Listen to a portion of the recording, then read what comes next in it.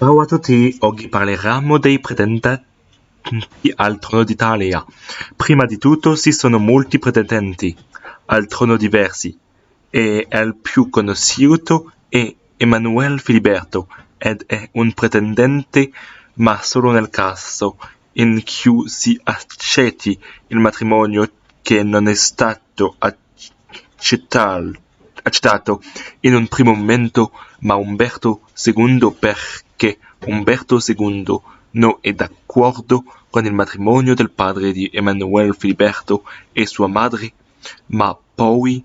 ha accettato. Quindi Emanuele Filiberto è il pretendente solo se si accetta il matrimonio.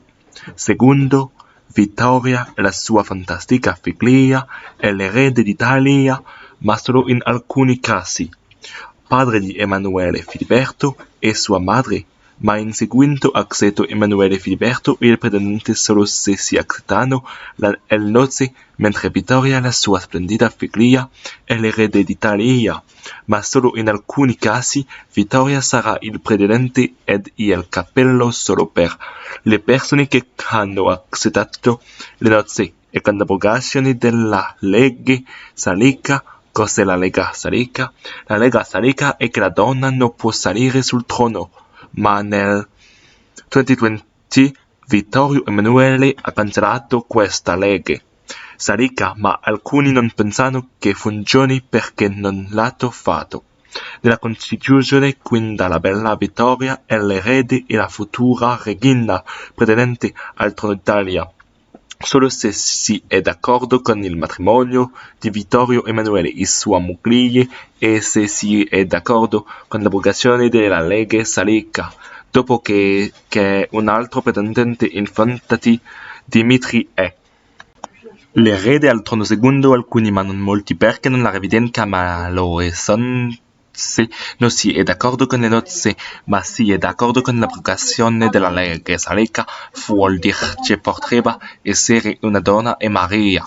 che è ancora viva e una pretendente al trono con le stesse ragioni e dopo che un'altra pretendente al trono, molto noto perché se non si è d'accordo con le nozze e non si è d'accordo con l'abrogazione della legge Salica è Emone che è il pretendente al trono d'Italia, ma se si è d'accordo con le nozze ma non si è d'accordo con l'abrogazione della legge Salica, dopo Emanuele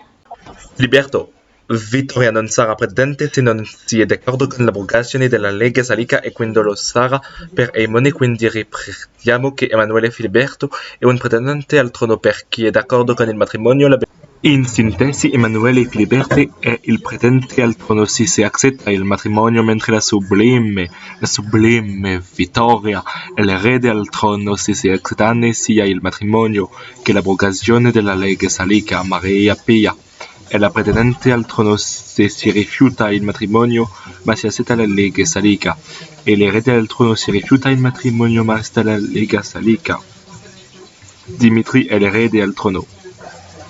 mentre Emone è l'erede al trono se accettate il matrimonio ma rifiutate l'abrogazione della legge Salica, e Aimone è l'erede al trono se accettate il matrimonio